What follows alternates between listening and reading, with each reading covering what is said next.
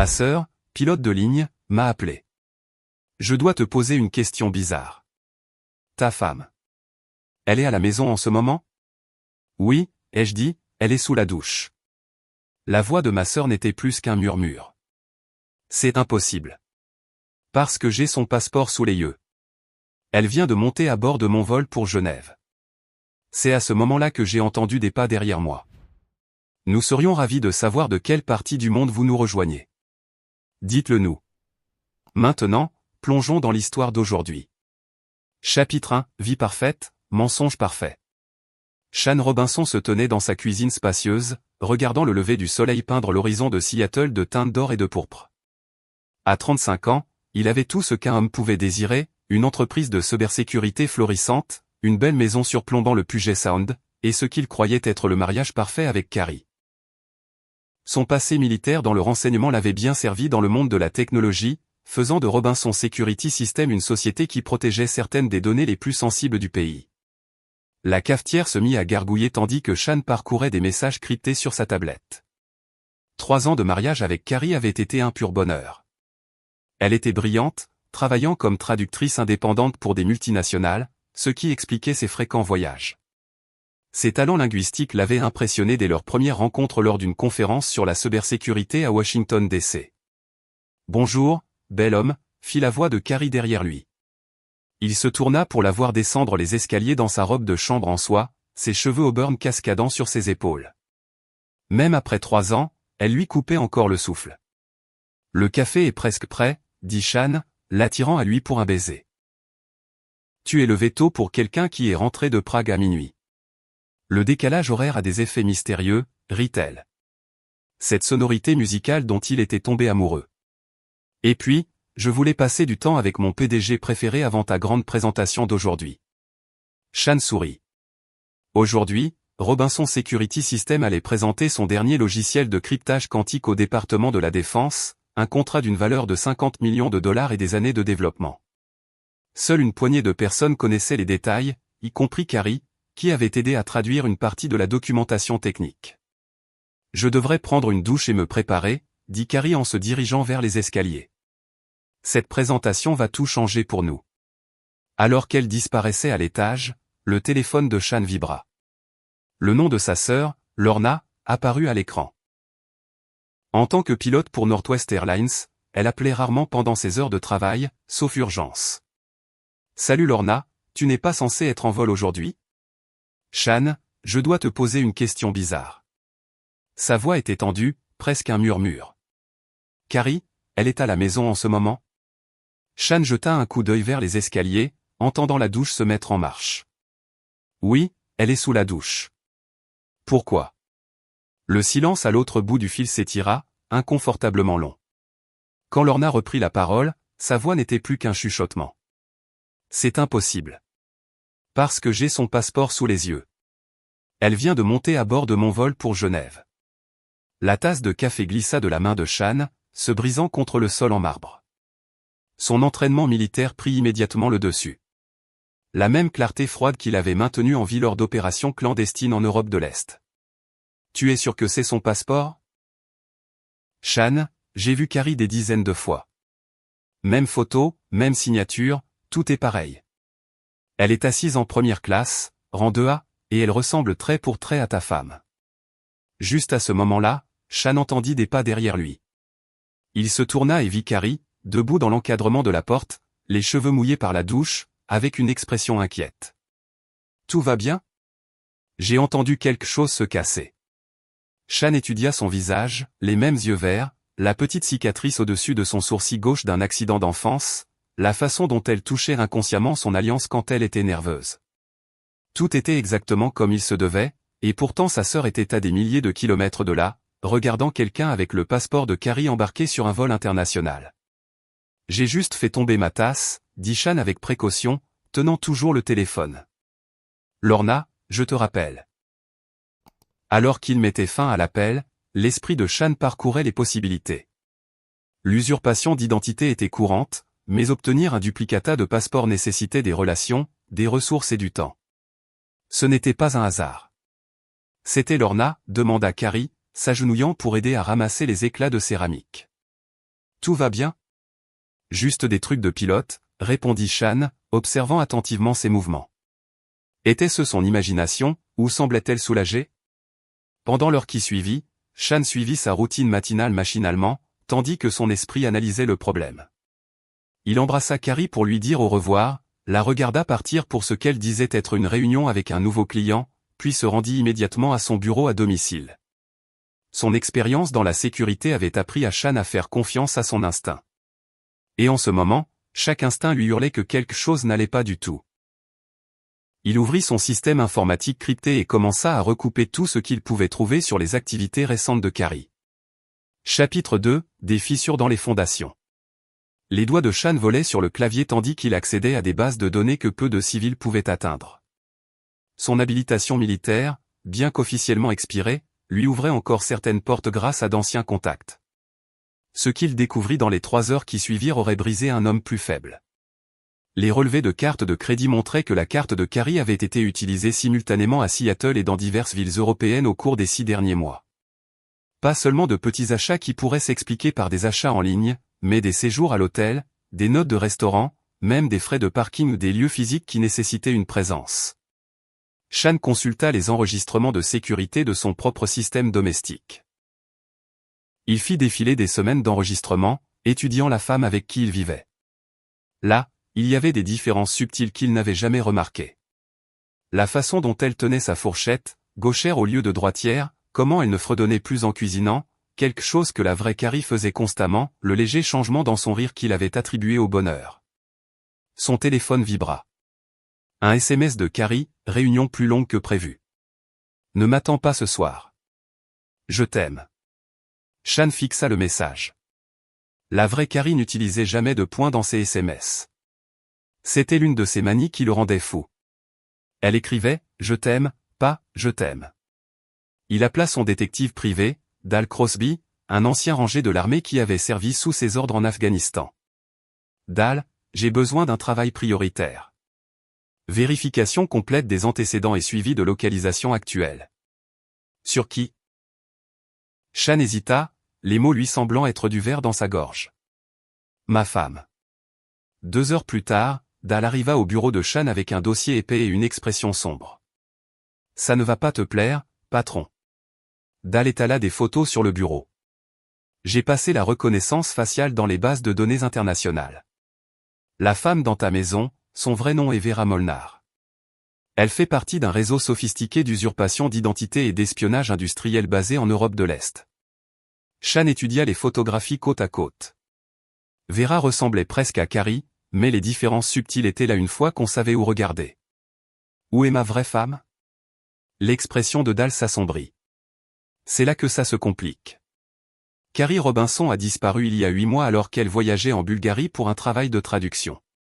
La police locale a classé l'affaire comme une disparition, mais elle a été enterrée sous la paperasse bureaucratique.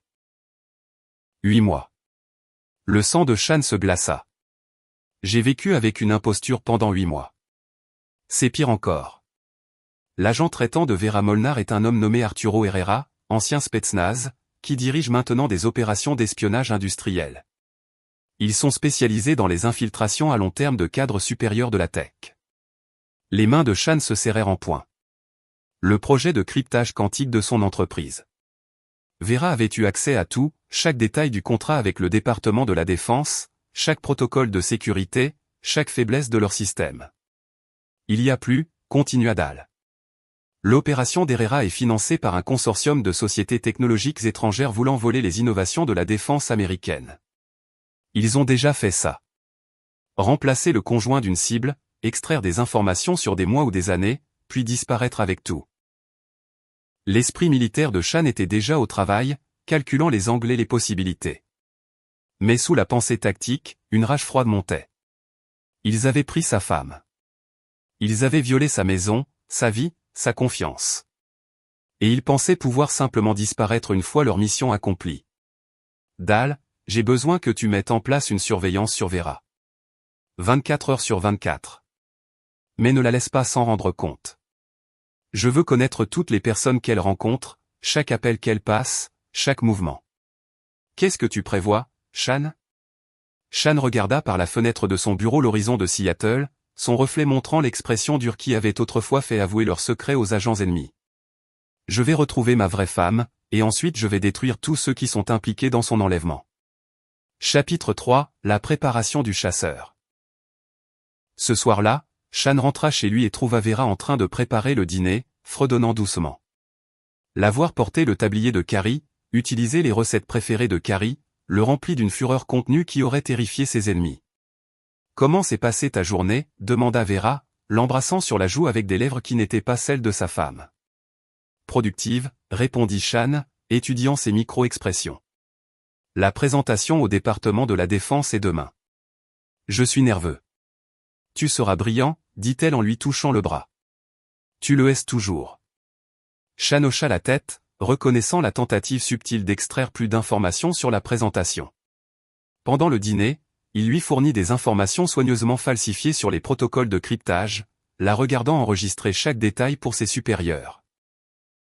Après que Vera fut allée se coucher, Shan descendit dans son atelier au sous-sol, une pièce qu'elle n'avait jamais montré d'intérêt à explorer. Là, entouré d'électronique et d'équipements de surveillance, il commença à planifier l'opération la plus complexe de sa vie. Les rapports de surveillance de Dahl arrivaient toutes les heures. Vera avait passé 3 appels à des numéros intraçables, envoyé des messages cryptés via une application sécurisée, et visité une planque à Georgetown 2 fois cette semaine-là. Le schéma était clair. Elle se préparait pour l'extraction. Shan consulta les dossiers de renseignement sur Arturo Herrera. L'homme était un fantôme, changeant d'identité comme de la fumée, mais les fantômes laissaient des traces, et Shan avait passé des années à apprendre à les suivre.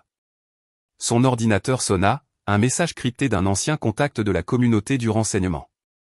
Clifford Warren, travaillant maintenant dans la sécurité privée en Europe. J'ai trouvé quelque chose sur ton affaire de personnes disparues. La police bulgare n'était pas incompétente. Elle était achetée. Ta femme est tombée sur quelque chose de plus gros qu'un simple kidnapping. Elle a découvert que l'opération d'Herrera prévoyait d'infiltrer Robinson Security System des mois avant qu'il ne passe à l'action. Le sang de Shan se glaça. Carrie n'avait pas été une victime au hasard. Elle avait essayé de le prévenir.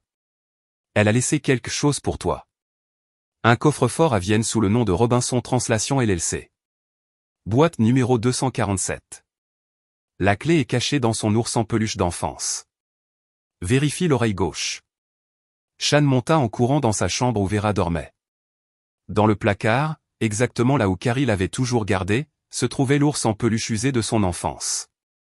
Shan tâta soigneusement le long de l'oreille gauche et trouva une petite fente dans la couture. À l'intérieur se trouvait une minuscule clé de coffre-fort.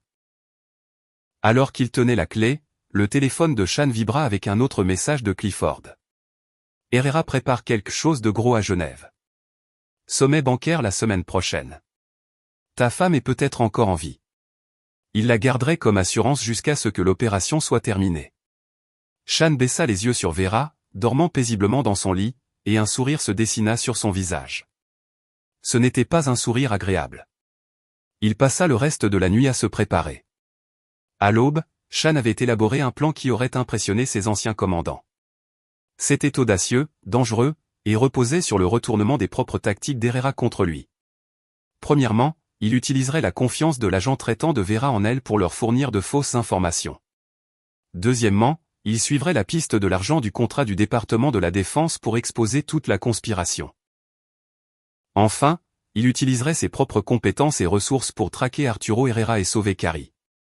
Mais Shan Robinson avait appris la patience à l'armée. Il laisserait ses ennemis croire qu'il gagnait jusqu'au moment même où il les détruirait complètement. Alors que Vera se réveillait et lui souriait avec une affection volée, Shan lui sourit en retour. Elle n'avait aucune idée que l'homme qu'elle manipulait depuis 8 mois était sur le point de devenir son pire cauchemar. Chapitre 4, la toile se défait. 3 jours après avoir découvert la vérité, Shan se tenait dans la salle de conférence de son entreprise, livrant la présentation qui scellerait le sort de son ennemi. Des responsables du département de la Défense étaient assis autour de la table polie tandis que Shan expliquait le système de cryptage quantique qui allait révolutionner les communications militaires. Mais les diapositives qu'ils voyaient n'étaient pas les vraies. Comme vous pouvez le voir, dit Shan, cliquant pour afficher des protocoles de cryptage délibérément faussés, notre système utilise une distribution de clés quantiques de 2048 bits avec une correction d'erreur standard. Dans le public, le général Ivan Barr hocha la tête d'un air approbateur, ignorant qu'il assistait à une mise en scène. Le véritable système de cryptage quantique utilisait une clé révolutionnaire de 4096 bits avec la correction d'erreur propriétaire de Chan des informations que Vera rapporterait consciencieusement à ses supérieurs. Après la présentation, Chan rentra chez lui et trouva Vera dans son bureau, fermant rapidement son ordinateur portable à son entrée. « Je vérifiais juste mes emails », dit-elle avec une innocence étudiée. « Bien sûr », répondit Chan, sachant qu'elle avait photographié les faux fichiers de présentation qu'il avait délibérément laissés ouverts. La présentation s'est bien passée, le général Barnes pense que nous aurons le contrat. Ce soir-là, l'équipe de surveillance de Dahl signala que Vera s'était rendue d'urgence à la planque de Georgetown. Grâce à des microphones à longue portée, ils capturèrent des fragments de sa conversation. Le cryptage est plus faible que prévu, clé de 2048 bits avec des protocoles standards, plus facile à cracker que nous le pensions. Chan sourit. L'organisation d'Herrera gaspillerait des mois à essayer de décrypter des faiblesses fantômes qui n'existaient pas dans le système réel. Pendant ce temps, Chan s'était occupé de sa propre collecte de renseignements. Utilisant des contacts dans le monde bancaire, il traça l'argent qui affluait dans l'opération d'Herrera. La piste menait, à travers 3 sociétés écrans, à un consortium d'entreprises technologiques chinoises et russes, toutes désespérées de voler les innovations de la défense américaine. Mais la découverte la plus importante vint de Vienne. Chan s'y était rendu sous une fausse identité, utilisant des compétences apprises dans le renseignement militaire. Le coffre-fort contenait la véritable enquête de Carrie sur le réseau d'Herrera.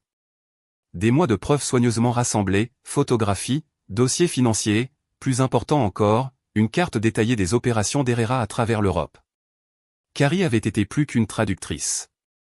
Elle travaillait sous couverture pour Interpol, enquêtant sur le réseau même qu'il avait finalement capturé. Ses dernières notes, datées de quelques jours seulement avant sa disparition, révélaient l'ampleur stupéfiante des ambitions d'Herrera. Ils ne volent pas seulement des secrets technologiques. Ils établissent des profils sur des centaines de sous-traitants de la défense américaine, cartographiant les vulnérabilités pour une cyberattaque coordonnée. L'entreprise de Chan n'est que le début. La dernière page contenait une adresse dans les Alpes suisses et une seule ligne, s'il m'arrive quelque chose, c'est là qu'ils emmènent les prisonniers de grande valeur. Chan mémorisa chaque détail des renseignements de Carrie, puis détruisit les originaux. Il rentra à Seattle avec une nouvelle appréciation du courage de sa femme et une détermination brûlante à finir ce qu'elle avait commencé. Cette nuit-là, alors que Vera dormait à ses côtés, Chan reçut un message crypté de Dahl. Il bouge. Vera a reçu de nouveaux ordres aujourd'hui. Le calendrier a été accéléré. Chan n'était pas surpris. Sa fausse présentation avait convaincu Herrera que le système de cryptage était vulnérable, rendant une action immédiate plus attrayante que l'infiltration patiente à long terme qu'ils avaient initialement prévue. Chan. La voix de Vera venait doucement de l'obscurité. Tu es réveillé. Je pense juste au travail, répondit-il. J'ai réfléchi aussi. Elle se rapprocha, sa main trouvant sa poitrine. À nous. À notre avenir. Chan sentit sa mâchoire se contracter. Même maintenant, elle maintenait la mascarade, se préparant peut-être pour son extraction finale. Qu'en est-il de notre avenir? Je t'aime, murmura-t-elle. Et Chan se demanda s'il y avait une émotion sincère derrière ces mots ou si elle était simplement une excellente actrice. Je veux que tu saches que quoi qu'il arrive. Quoi qu'il arrive. Chan se tourna pour lui faire face dans l'obscurité. Pourquoi dis-tu ça? Juste, la vie est imprévisible. Je veux m'assurer que tu sais ce que je ressens. Chan fixa sa silhouette au clair de lune. Cette femme qui portait le visage de sa femme et dormait dans le lit de sa femme. Demain, elle recevrait probablement l'ordre de terminer sa mission. En quelques jours, elle disparaîtrait probablement, emportant avec elle tout ce qu'elle avait appris sur son entreprise, sa vie, ses vulnérabilités. Mais Chan Robinson avait d'autres plans. Je t'aime aussi, mentit-il, sa voix aussi ferme que l'acier. Fais de beaux rêves, Carrie. Alors que Vera se rendormait, Chan commença la phase finale de sa préparation. Demain soir, la chasse commencerait pour de bon. Chapitre 5, le piège se referme. L'occasion pour Chan se présenta le lendemain soir, lorsque Vera annonça qu'elle devait rencontrer un client pour un projet de traduction urgent. Ça pourrait prendre quelques heures, dit-elle en prenant son sac à main avec la même efficacité décontractée qu'elle avait affichée pendant des mois. Ne m'attends pas. Sois prudente, répondit Shan, l'embrassant pour ce qu'il savait être la dernière fois. L'équipe de surveillance de Dahl suivit Vera jusqu'à un hôtel de luxe du centre-ville où elle rencontra un homme correspondant à la description d'Arturo Herrera. Grâce à des microphones directionnels et des téléobjectifs, ils capturèrent des renseignements cruciaux. Vera devait être extraite dans 48 heures, immédiatement après un dernier téléchargement de données depuis les serveurs de l'entreprise de Shan. Mais Shan avait déjà 3 coups d'avance. Pendant que Vera rencontrait son agent traitant, Shan était dans la salle des serveurs de son entreprise, mettant en place un piège numérique qui aurait rendu fiers ses anciens collègues du renseignement. Chaque fichier auquel Vera avait accédé au cours des derniers mois avait été remplacé par des versions modifiées contenant un code de suivi. Lorsque les gens d'Herrera essaieraient d'utiliser les données volées, celles-ci communiqueraient avec les serveurs privés de Shan, révélant leurs emplacements exacts. Plus important encore, Shan avait préparé une surprise spéciale. Les fichiers de cryptage quantique que Vera avait photographiés contenaient un malware caché, déguisé en erreur de calcul. Lorsque l'équipe d'Herrera essaierait de faire de l'ingénierie inverse sur la technologie, le malware non seulement corromprait leur système, mais donnerait également à Shan un accès à distance à tout leur réseau. À minuit, Shan reçut la confirmation que Vera était rentrée chez elle. Elle se glissa silencieusement dans le lit, le croyant endormi. « Comment s'est passée la réunion ?» demanda doucement Shan. « Bien, murmura-t-elle. Juste une revue de contrat ennuyeuse. » Shan hocha la tête dans l'obscurité, sachant qu'elle venait probablement de recevoir les instructions finales pour le vol de données. Demain serait son dernier jour à maintenir la mascarade. Le lendemain matin se déroula normalement. Vera prépara le petit déjeuner, l'embrassa pour lui dire au revoir, et partit pour ce qu'elle prétendait être une autre réunion client. Mais l'équipe de Dahl rapporta qu'elle n'avait jamais quitté l'hôtel où elle avait rencontré Herrera. À midi, Shan reçut un message crypté d'une source inattendue. Lorna, sa sœur, la pilote de ligne. La femme avec le passeport de Carrie n'est jamais arrivée à Genève. Elle a disparu de l'aéroport de Munich lors d'une escale. La police a retrouvé son passeport dans une poubelle des toilettes. Shan sourit sombrement. Herrera faisait le ménage, éliminant les témoins gênants avant la phase finale de l'opération. Le faux passeport avait servi son but de diversion, faisant regarder Shan dans la mauvaise direction pendant qu'il consolidait leur infiltration. Mais il l'avait sous-estimé. Cet après-midi-là, le téléphone de Shan vibra avec un SMS de Carrie. Un imprévu au travail. Je serai hors de la ville pour quelques jours. Je t'aime. Shan fixa le message, puis tapa une réponse. Où vas-tu? Pas de réponse. Il essaya d'appeler. Le téléphone tomba directement sur la messagerie vocale. Vera Molnar avait disparu aussi soudainement qu'elle était apparue dans sa vie 8 mois plus tôt. Mais Shan était prêt. Son téléphone s'illumina immédiatement d'alertes du logiciel de suivi intégré dans les fichiers volés. Les données étaient consultées depuis un emplacement à Genève, plus précisément depuis un hôtel de luxe accueillant les voyageurs d'affaires internationaux. Shan fit rapidement ses bagages, ne prenant que l'essentiel et du matériel qui ne déclencherait pas la sécurité de l'aéroport. Son passeport diplomatique, un vestige de ses jours dans le renseignement militaire, lui permettrait de passer la douane sans question. Alors que son avion décollait de Seattle, Shan passa en revue tout ce qu'il savait de l'opération d'Arturo Herrera. L'homme était méthodique, prudent et mortel. Mais il avait une faiblesse, l'arrogance. Après 8 mois d'infiltration réussie dans la vie de Shan, Herrera croyait comprendre son adversaire. Il était sur le point d'apprendre à quel point il avait tort. Dahl resta à Seattle, coordonnant avec les autres contacts de Shan et maintenant la surveillance sur les associés connus du réseau d'Herrera. Si quelqu'un essayait de finir ce que Vera avait commencé, il tomberait dans un piège. Mais le véritable objectif de Shan était la Suisse, où les renseignements de Carrie suggéraient qu'Herrera détenait des prisonniers de grande valeur. Si sa femme était encore en vie, c'est laquelle serait. Alors que l'avion traversait l'Atlantique, Shan sentit le calme froid et familier d'une opération qui commençait. Il avait passé des mois à être réactif, découvrant l'ampleur de la tromperie morceau par morceau. Il était maintenant temps de prendre l'initiative. Arturo Herrera avait rendu cette affaire personnelle au moment où il avait pris Carrie.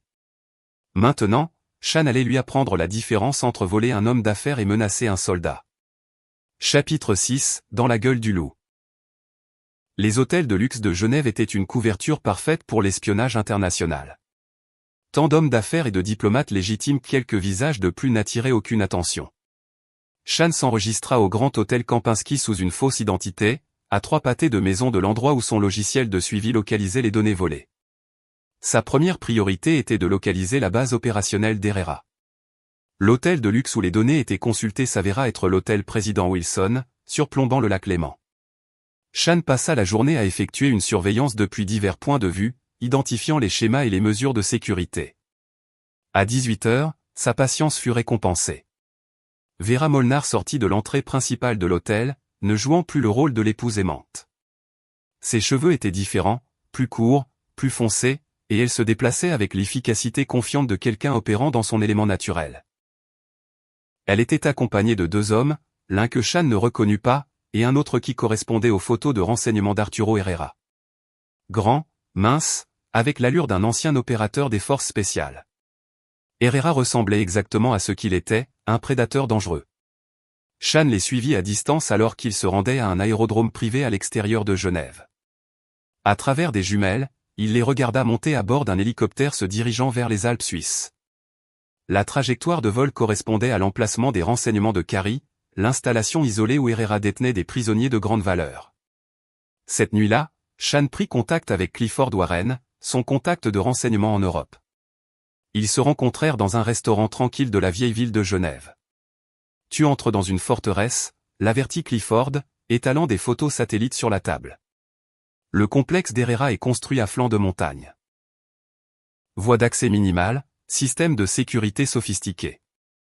Les autorités suisses ne peuvent pas y toucher. Techniquement, c'est un espace aérien international. Et les prisonniers ?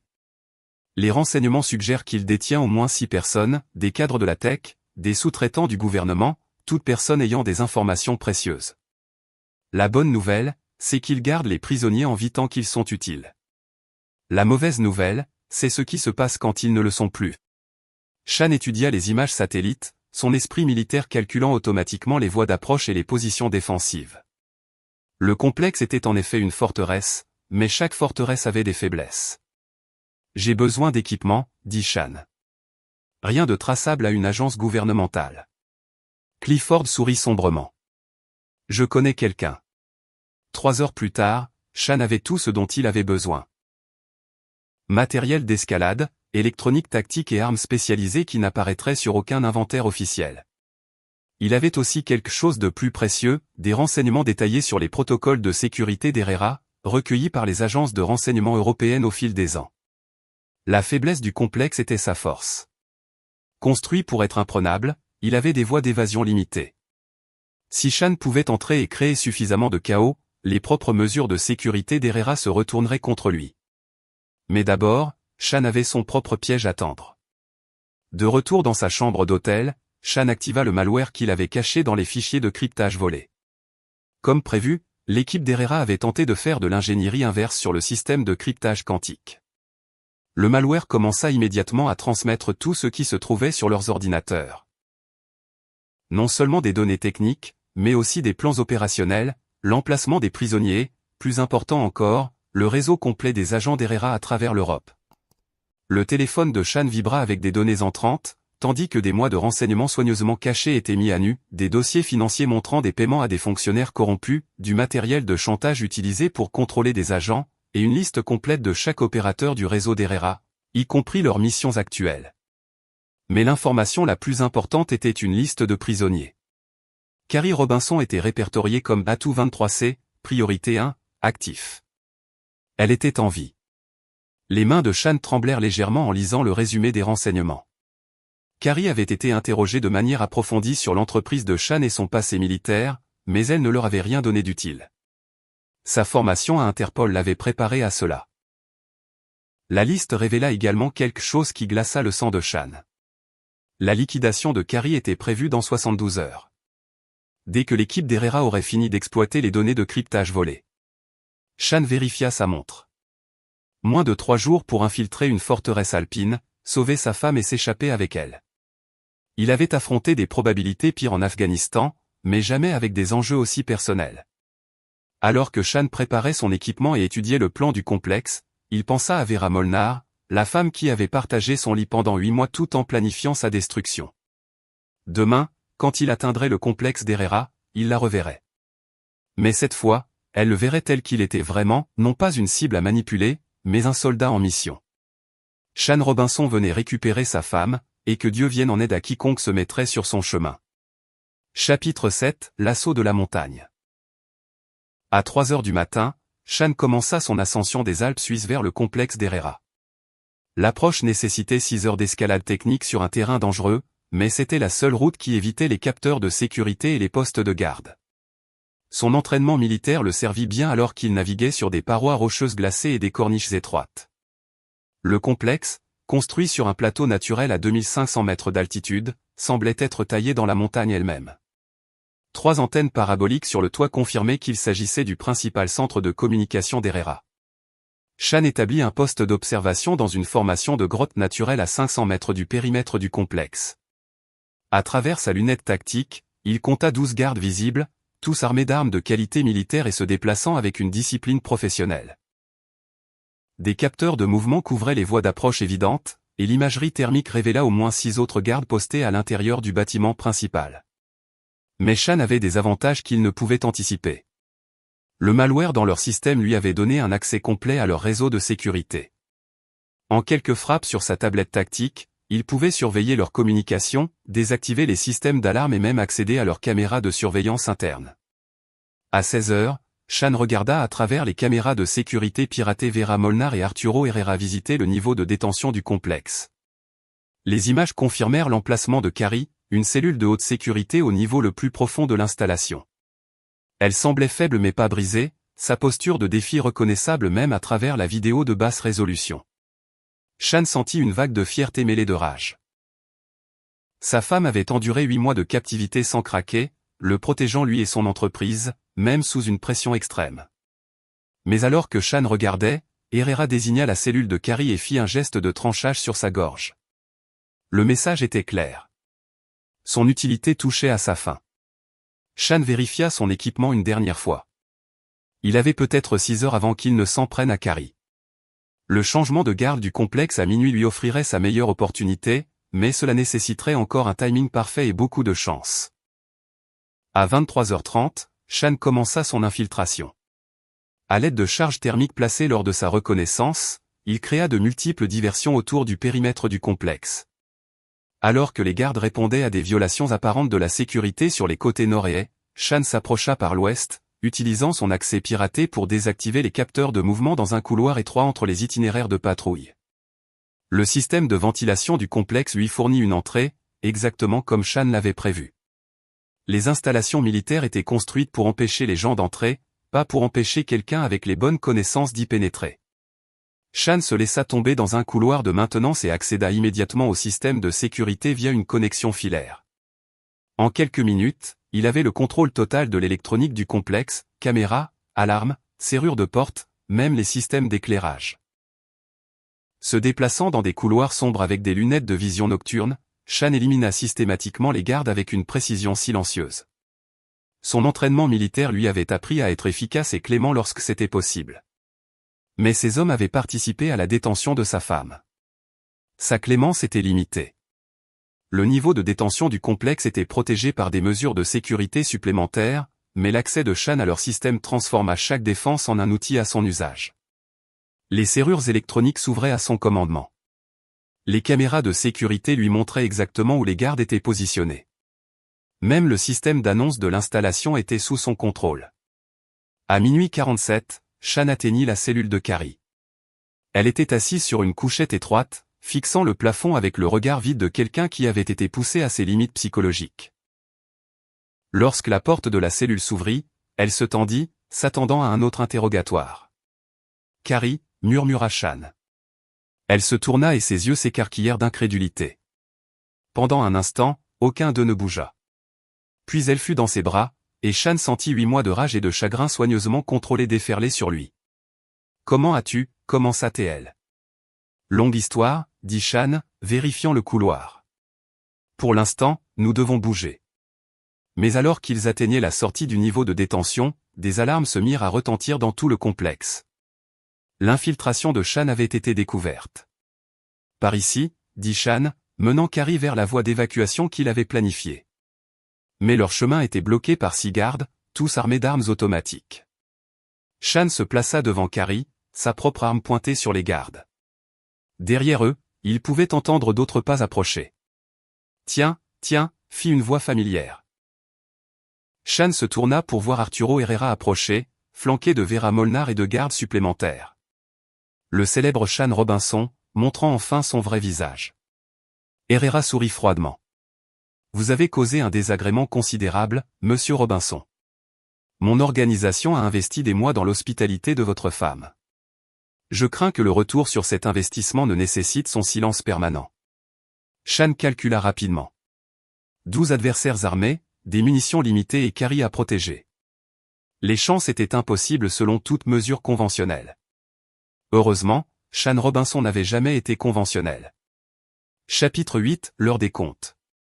Vous avez fait une erreur critique, Herrera, dit Shan, son arme stable bien qu'en infériorité numérique de 12 contre 1. Ah oui? Et laquelle? Shan sourit sombrement. Vous avez supposé que j'étais venu seul. Il appuya sur un bouton de sa tablette tactique et les lumières du complexe s'éteignirent complètement. Dans l'obscurité, Shan entendit Herrera aboyer des ordres, mais il était trop tard. Les explosions commencèrent 30 secondes plus tard. Shan avait passé l'après-midi à truquer les propres systèmes de sécurité du complexe contre lui. Les charges qu'il avait placées lors de sa reconnaissance n'étaient pas seulement des diversions.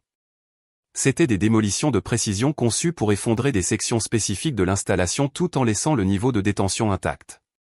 Dans le chaos de la maçonnerie qui s'effondrait et du métal tordu, Shan attrapa Carrie et se dirigea vers la sortie de secours qu'il avait identifiée des heures plus tôt.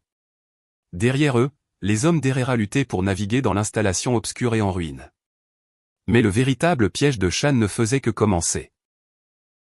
L'éclairage de secours vacilla, révélant la salle informatique principale du complexe et la douzaine d'hommes en tenue tactique qui sortirent de leur cachette.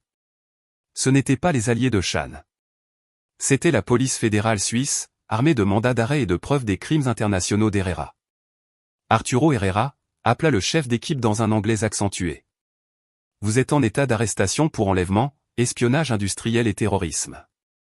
Shan avait utilisé les renseignements des ordinateurs piratés d'Herrera pour fournir aux autorités suisses tout ce dont elles avaient besoin, l'emplacement des prisonniers, les dossiers financiers, les preuves des crimes commis sur le sol suisse.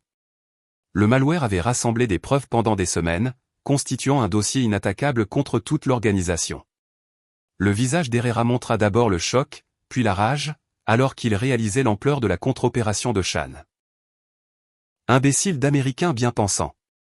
Avez-vous la moindre idée de ce que vous avez? Ces mots furent coupés alors que les officiers tactiques suisses se déplaçaient pour l'arrêter, mais Vera Molnar n'avait pas fini. Elle sortit un pistolet dissimulé, visant non pas Shan, mais Carrie. Si je ne peux pas terminer la mission, je peux au moins éliminer les témoins gênants.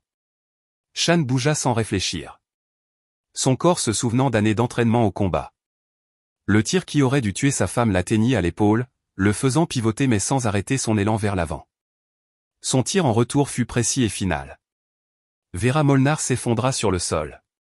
La femme qui avait partagé son lit et volé sa confiance, mourant avec le nom de la vraie femme de Shan sur ses lèvres. Carrie. Shan s'agenouilla à côté de Carrie, qui examinait sa blessure avec une efficacité professionnelle. Ce n'est pas profond, dit-elle, sa voix plus forte qu'elle ne l'avait été dans la cellule. Tu vivras, espèce d'imbécile magnifique et imprudent. Alors que la police suisse sécurisait les membres restants de l'organisation d'Herrera, Shan tenait sa femme et regardait ses ennemis être emmenés menottés. 8 mois de planification patiente, d'enquête et de préparation avaient mené à ce moment. Mais alors qu'ils étaient escortés hors du complexe en ruine, Shan savait que la vraie victoire n'était pas de capturer Herrera ou de sauver Carrie. C'était dans le simple fait que sa femme était vivante, en sécurité et de retour dans ses bras, là où elle devait être. Chapitre 9, le retour.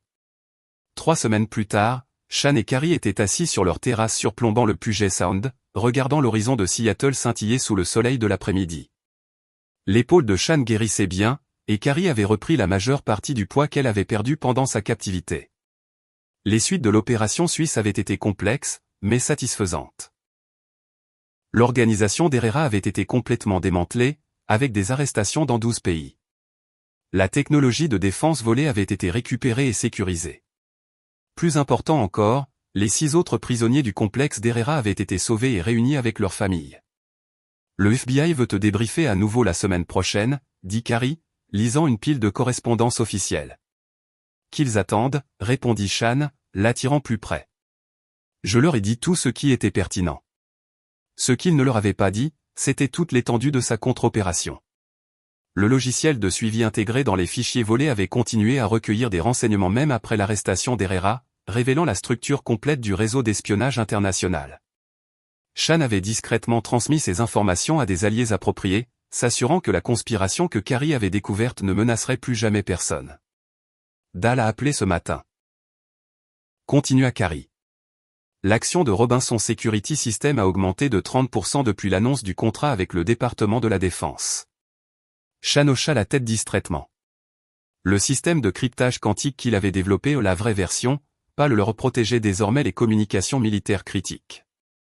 Mais le succès financier semblait trivial comparé au retour de sa femme. Il y a autre chose, dit doucement Carrie. Interpol m'a offert un poste permanent de consultante sur les crimes technologiques internationaux.